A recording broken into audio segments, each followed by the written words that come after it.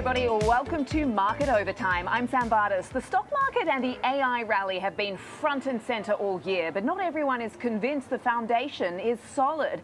Our next guest has been warning about massive overvaluation, speculation, and what he calls an everything bubble. Joining us now, very pleased to say, is Peter Schiff, Chief Economist and Global Strategist at Euro-Pacific Asset Management. Thank you so much for joining us, Peter. Given everything I said, I mean, you have been famously and consistently bullish on gold, so you're obviously not surprised by the records last month, and that's where I really want to start. We have seen gold actually coming off a bit, but we're still within arm's length of those highs. Investors have very much been rethinking about its place in the portfolio. What is this all telling you right now? Well, first of all, I don't think that many investors have even participated in the gold rally. They may have come in a little bit during the week that gold got almost to 4,400 and then had a sharp pullback. But as we're sitting now around 4,100, I think very few investors actually have any allocation at all to gold. And I do think they'll start thinking about that more next year. But I think over the last couple of years, as gold's moved from 2,000 to 4,000, it's mainly been driven by central bank buying. They are rotating out of U.S. dollars and U.S. treasuries into gold. And I think that trend is going to not only continue, but broaden. I think more central banks that haven't been buying gold are going to start. And I think the central banks that have been buying it are going to buy even more. So why is that? I mean, what exactly is that telling you about that trend of aggressive central bank buying right now? Well, it's a long overdue loss of confidence in the United States, in the fiscal situation in the U.S., our ability to repay our debts honestly. I think it's pretty clear that we're either going to default or more likely inflate, but there's no way to legitimately pay. The deficits are $2 to $3 trillion a year and rising. We have no appetite for any kind of deficit reduction. In fact, the Trump administration made the Biden deficits that it inherited even worse. And we're chipping away at what's left at the pretense of Fed independence. Trump is stacking the Federal Reserve. Trump is trying to dig up dirt on FOMC members so he can fire them and replace them. We'll see what the Supreme Court says. Maybe the Supreme Court will tear down what's left of Fed independence. Trump is, pounding the table for huge rate cuts and more money printing. And the tariffs, I think, have done a lot of harm. Globally, I think we've made a lot of our friends angry. I think we've driven China and Russia and India closer together as the world unites against our trade war. And that's undermining the rationale for holding U.S. dollars. So I think it's really a race to get out. And of course, then you got the politics. Biden sanctioned Russia, and that was a warning to all holders of U.S. dollars that you could be next, that the U.S. government could, pull the rug out from under you at a whim if it doesn't like what you do. So by weaponizing the dollar, I think ultimately it's going to be the U.S. that ends up getting shot. Some have been pointing to this gold rally as perhaps a canary in a coal mine, given some of the reasons you've just spelled out. But let's talk about this sort of broad commodity bull market. I mean, silver has been catching a bid. I mean, it's been holding about 50 lately. Does this have legs? Oh, I think absolutely. I mean, silver took out 50. That was a huge double top going back to 1980 and then again 2011. Silver got almost to 54 and a half before pulling back, but it's been trading around 50. And, as we speak here, it's over 51. I think we're headed to $100 an ounce on silver by next year. And gold's obviously going to be quite a bit higher as well. But I think that silver is going to start to outshine gold as this bull market moves into a higher gear. Michael Saylor's Bitcoin treasury company strategy. You say you think it'll go bankrupt, and you've challenged Saylor to a debate. Why do you think that? Well, first of all, the company has no real earnings. In fact, it has substantial losses. And what it's doing is it's borrowing money either by issuing debt or preferred stock, and it's just taking that money and using it to buy Bitcoin, which generates no income, and all the earnings is the unrealized gains on their Bitcoin holdings. which are rapidly evaporating. I mean, Bitcoin continues to tank as we're talking. It's trading below $90. MicroStrategy is down about 11 or 12% today. It's down 65% from where it was in November a year ago. And soon, MicroStrategy is going to be trading at a discount to the Bitcoin that it owns. And the minute that happens, the party is over, because the so-called Bitcoin yield that Saylor has been able to generate will now be negative. He won't be able to sell any more stock and create a yield by buying Bitcoin, because his stock will be worth less than the Bitcoin he's buying. And so that's going to start the death spiral, because now he does have interest that is due on debt money that he borrowed, and he has no way to repay it. He won't be able to raise money in the capital markets anymore. He's going to be shut out. The only thing he can do is start selling his Bitcoin. But the minute he starts selling Bitcoin, Bitcoin's going to implode. So this whole thing is, a accident waiting to happen. It's really, a Ponzi or a pyramid built on a pyramid, which is what Bitcoin is. And MicroStrategy has been one of the main buyers of Bitcoin. They've borrowed and sold stock and bought, what, 40, $50 billion or spent buying Bitcoin. And, his average price is about 74,500. We're not that far above that. He's got a pretty low return. He's been buying Bitcoin for 5 years. He'd have more money if he had bought anything else. Bitcoin's been a horrible investment over the course of the time he's been buying it like that. But the big problem is he can't get out. If he tried to sell, it would collapse. I mean, had he bought gold instead of Bitcoin, he'd have a much bigger gain right now. And if he wanted to realize the profits, he could easily do it. There's no way to realize these paper profits in Bitcoin. And soon the paper profits are going to be gone. Saylor recently told me he sees Bitcoin going to 150 come year end. As you and I speak, Peter, we are sub 90,000. We've come off for almost 30% from those record highs in October. I'm just wondering, despite a lot of favorable tailwinds that we've seen in the space this year, what does this tell you, this performance? Yeah, when a stock doesn't go up on good news, that's usually an indication that all the good news is already baked into the price, and it's more likely to go down. And that's what's happened with Bitcoin. All the good news is there. We had all the Bitcoin ETFs. We had all the Bitcoin treasury companies. We elected a Bitcoin president who established the strategic Bitcoin reserve. So everything that could have possibly gone right with Bitcoin went right. Everybody thought it was a can't lose investment. You've got the Trump family behind it. It's their family business instead of real estate. So everybody wanted to hop in that bandwagon. You had a lot of new money come in, and the price did not go up. And that is because the big money, the OGs, the whales who bankrolled the Trump campaign, they used all of that hype to sell, to realize their gains.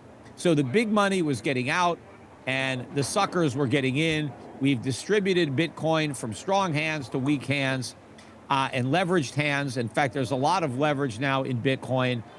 This thing could collapse very quickly. I think the only hope that Bitcoin would have of getting to 150,000 at all, let alone by the end of the year, you would need a U.S. government bailout of Bitcoin. Now, I guess there's a lot of, Trump people that are, want Bitcoin to go up. There's a lot of Bitcoin people in the administration, a lot of big donors to Trump that will need a bailout. So the question is, will he endure or risk the political capital bailing out Bitcoin by using government money to buy Bitcoin and prop up the price? Because unless the U.S. government buys Bitcoin, I can't imagine anybody else willing to do it at this point. I think all the buyers are in, and now it's just a race for the exits. Let's talk about the stock market, because many people have been drawing the comparisons, or at least making a connection between the price of crypto, Bitcoin, certainly as far as the correlation we're seeing with regards to technology stocks as well. Peter, I want to know if you think that we're in an AI bubble. Yeah, I mean, I think we're in a crypto bubble and we're in an AI bubble. I think the AI bubble is bigger than the crypto bubble, but I think the crypto bubble is bigger than the dot-com bubble. So that's a pretty big bubble. all by itself. But when you juxtapose it to the crypto bubble, to the AI bubble, it's enormous. But the big difference between the AI bubble and the crypto bubble is at least the AI bubble is based on something real.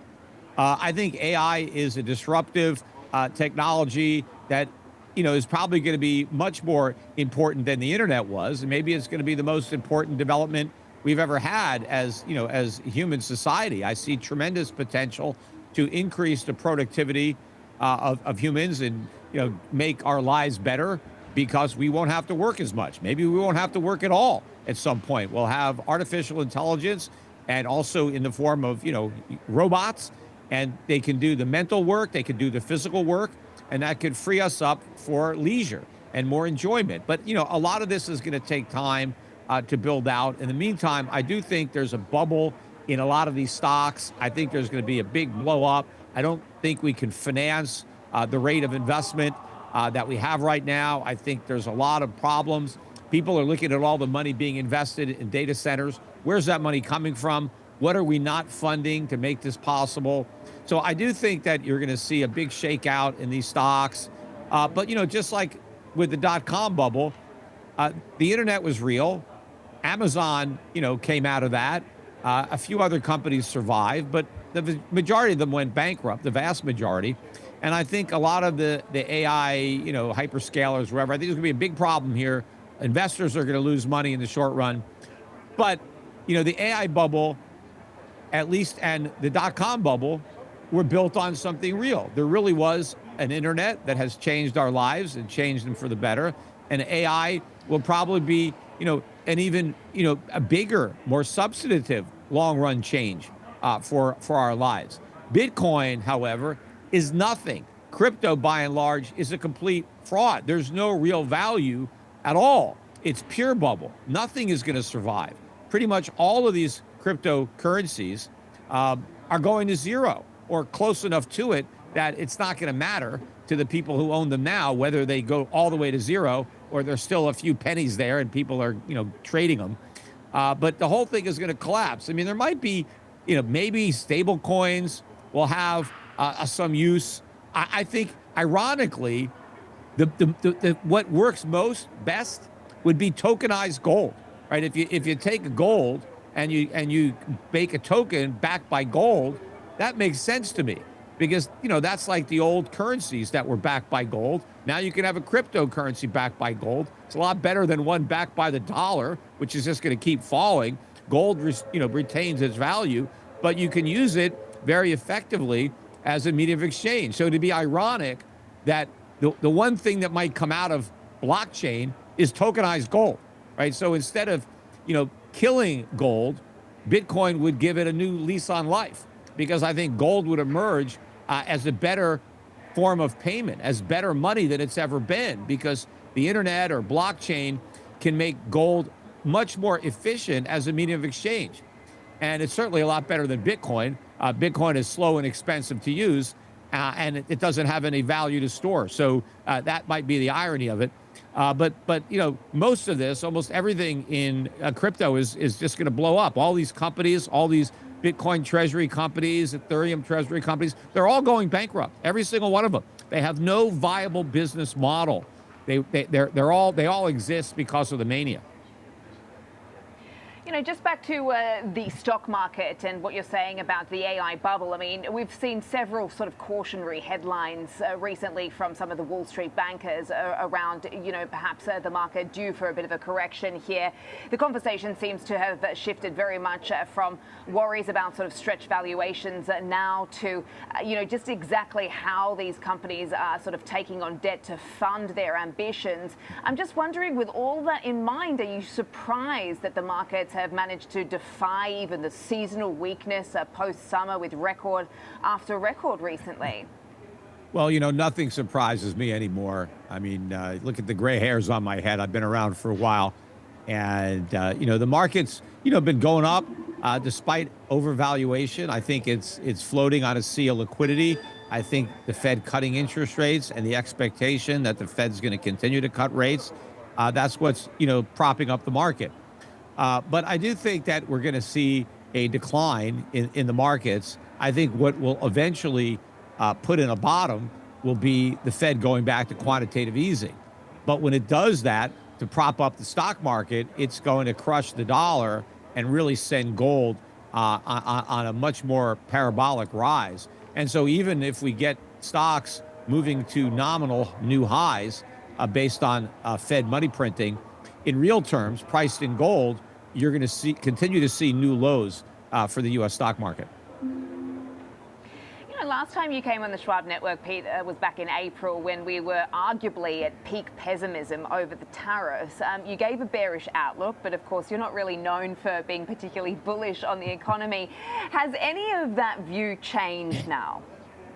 Well, basically, Trump backed away immediately from those reciprocal tariffs. Initially, there was a 90-day pause, and so he backtracked on a lot of it. So not all the damage that may have been done was done. And in fact, he continues to back away from tariffs. More recently, a lot of items, the tariffs are being removed, a lot of food items, because Donald Trump recognizes that the tariffs are increasing prices for American consumers.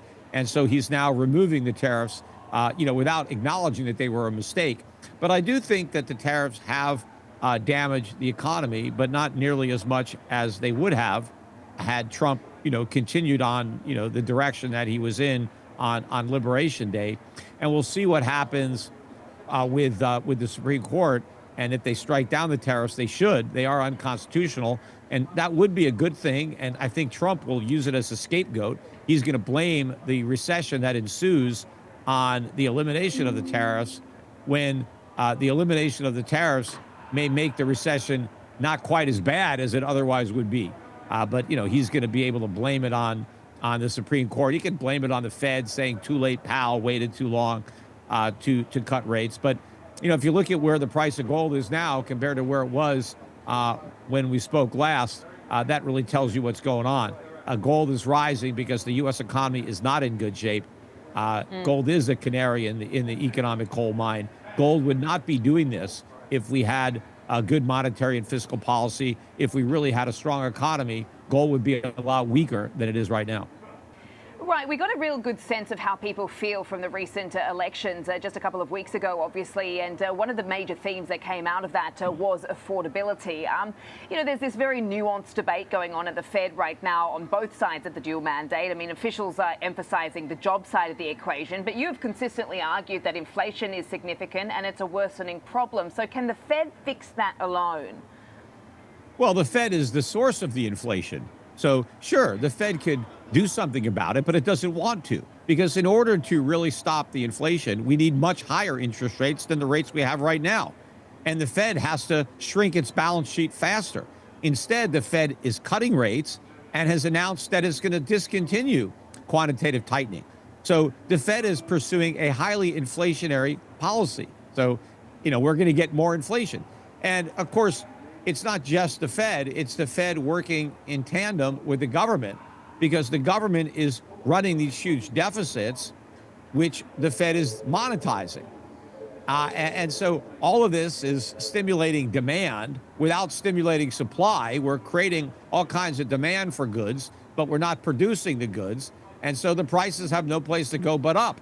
And the tariffs are actually going to exacerbate that. Some are of the view, though, that this is going to be a sort of one-off transitory type of price increase. But it's been interesting, some of the corporates have been highlighting that they're struggling to pass on to the consumer right now. So they're having to pick up the tab, and that's inevitably going to become a bit of a margin problem. So we're hearing very different things. Which is it, Peter? Well, look, the government's never going to tell the truth about inflation, especially since they create it. They're... Last time they used the word transitory, it didn't work out too well. But inflation is not transitory. It's here to stay because it is a byproduct of our monetary and fiscal policy. The tariffs aren't going to be driving inflation. They'll be exacerbating it, but it's going to be caused by our monetary and fiscal policy. What's really going to exacerbate it, too, is going to be a big drop in the value of the dollar. I'm talking about not relative to gold, which we've already seen, but relative to the rest of the world's fiat currencies. And that's going to dramatically increase the cost of imports into the United States. even more so than the tariffs. So Americans, unfortunately, are going to be staring at much, much higher consumer prices in the years ahead. In fact, I think by the end of the Trump term, the Trump years are going to be more inflationary than the Biden years. You know, during Biden, the worst year for the CPI was his first year. And a lot of that was inflation that was left over from Trump showing up under Biden because there's always a lag. But I think during Trump, the lowest inflation years are going to be in the early years. And so I think his third and fourth year are going to be much worse. And in fact, I think we're going to have higher inflation in Trump's fourth year of his term than we had in Biden's first. You know, part of the intent as to why Trump has been targeting certain trading partners with these tariffs is to really try to onshore a lot of this manufacturing as part of this sort of reindustrialization. I mean, you have said that you don't believe that that's exactly going to happen. I mean, you're not convinced that foreigners are actually going to build factories here, and that no. You know, all these deals that Trump has been cutting with trading partners like Europe and Japan. I mean, he's talking hundreds of billions of dollars of investment, FDI flows into this country. Why are you not so convinced about that? Well, I mean, I think most of those investments are never going to happen. I mean, people just throw those numbers out there so Trump can claim credit for it. I mean, some of them might happen, but they may have happened anyway. And I don't think that people are going to take action here because of the tariffs, because who knows how long the tariffs are going to remain in place. Why are you going to invest billions of dollars in factories that are only viable if there are tariffs? And so I don't think you're going to get the investment. You know, remember, Trump promised to reverse our trade deficits and bring back manufacturing the first time he ran for president. And when he left, the trade deficits were at a record high. So the trade deficits got worse during Trump's first term, and manufacturing continued to shrink. In fact, manufacturing has been in a recession. In fact, it was in a recession for most of Biden's term, and it's still in a recession now under Trump. So I think all this has just been a bunch of noise. Yes, we need to reindustrialize. We need factories, but we're not going to build them. And tariffs actually make it worse. Tariffs are going to help put more U.S. manufacturers out of business, because a lot of U.S. manufacturers, the ones that we have left, they rely on foreign components. They import those components. Well, now those components are a lot more expensive than they were before. And now their products are not only less competitive here, but they're less competitive if they have to be exported.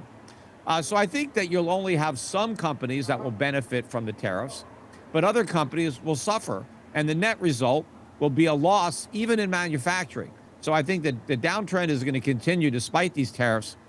And the bill, of course, gets paid by the average American, by middle class, poor Americans who are buying these products that are subject to tariffs, or paying more for products that no longer, where they can raise the price because the tariff items have gone up. And so that allows the competitors to raise their prices. And the idea that we're going to get some kind of tariff dividend, I think, is all fantasy. And if we do get a tariff dividend, they're just going to exacerbate the inflation problem. And that's going to hurt the people who receive the dividends, too. Right. I mean, earlier this year, you did warn that if tariffs weren't rolled back, we'd be headed for a recession, quoting you as saying worse than 2008 and worse since the Great Depression. I mean, some of them have been rolled back. But I mean, what are your recession checks telling you right now, Peter? Because some argue that maybe we're in a recession in the housing market. Perhaps we're seeing one in some parts of the jobs market. Where do you see things? Yeah, so a lot of the tariffs have been rolled back. And so the tariffs in and of themselves are not going to cause this massive recession. They will exacerbate it, no doubt, right? They're making it worse. But I think it's the financial system that is going to fail again, like it did in 2008. I think our banking system is in worse shape now than it was then. I think we're more vulnerable to a big drop in the bond market, a big drop in the mortgage-backed securities. The whole economy is way too levered up. The private sector, the public sector, you name it, there's too much debt. And so I think this whole thing is going to implode. as we get a run on the dollar. That's what gold is really telling you. Gold is telling you that a dollar crisis is coming, that a U.S. sovereign debt crisis is coming.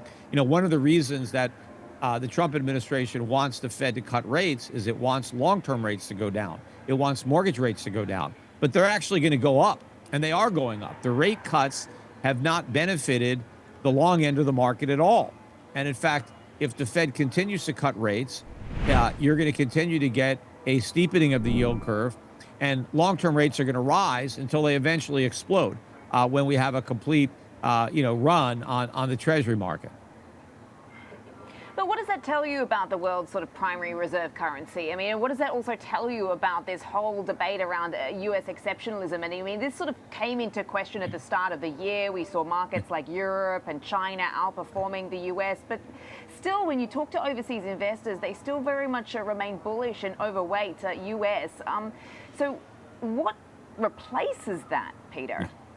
Well, I don't think there's that much left of U.S. exceptionalism. At one time, sure, we were the leaders of the world in freedom, and because we were the freest people with the smallest government and the least amount of regulations and the lowest tax, yeah, I mean, we led the world. I mean, we were the manufacturers of everything. We had huge trade surpluses with everybody. We were the world's wealthiest creditor nation.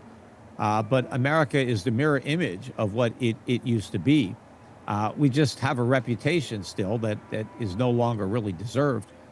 But I think, the dollar's days as the reserve currency are coming to an end. That is what gold is telling you. That is why central banks are buying gold. They are moving away from the dollar. And, we've taken for granted the reserve currency status, and that is the crutch that the U.S. economy has been using for decades now in order to function. That's how we can run a service sector economy with all this debt, is because the rest of the world is willing to produce what we can't and loan us the money to buy it because they want dollars, because it's the reserve currency. But as the dollar loses that status, that crutch is gone. And we can't survive without it. Donald Trump doesn't understand the relationship. He claims that the world's been ripping us off. The truth is the reverse. We've been ripping off the world, because they've been giving us their stuff, and we've just been giving them our inflation. We've just been trading paper for goods. But people have been complacent because they thought the world is stuck with the dollar because there's nothing to replace it. That we're the cleanest dirty shirt in the hamper. That the euro's not up to the task, not the yen. That who's going to trust the Chinese RMB? Or the pound's no good. The Swiss franc, too small, not a big enough debt market, right? So everybody just thinks that we win by default, but we don't, because while everybody is looking at all the dirty, fiat currency shirts in that hamper, they haven't looked at the one monetary asset that's not in the hamper at all, and that's gold. Gold replaces the dollar, not the euro, not the yen, gold. And in fact, before the dollar became the reserve currency, gold was the reserve. And in fact, initially, when the dollar became the reserve currency, it was because it was not only backed by gold, but redeemable in gold on demand. So the world remained on a gold standard up until 1971, albeit through the U.S. dollar. But it's only been for the last 50 some odd years that we've been on a dollar standard without gold, and it hasn't worked. It's been a complete disaster. There's massive global economic imbalances. And I think the world is preparing to return to gold as the basis of the monetary system. Peter, it's always a pleasure. Thank you so much for joining us here on the Schwab Network. We do have to wrap it up there. That is Peter Schiff, a chief economist and global strategist at Euro-Pacific Asset Management. Really enjoyed our conversation and appreciate your time. That's going to do it here for Market Overtime. Make sure to like and subscribe to the Schwab Network YouTube channel and follow us on Instagram as well. I'm Sam Vadas. That's going to do it for us. Thanks for watching.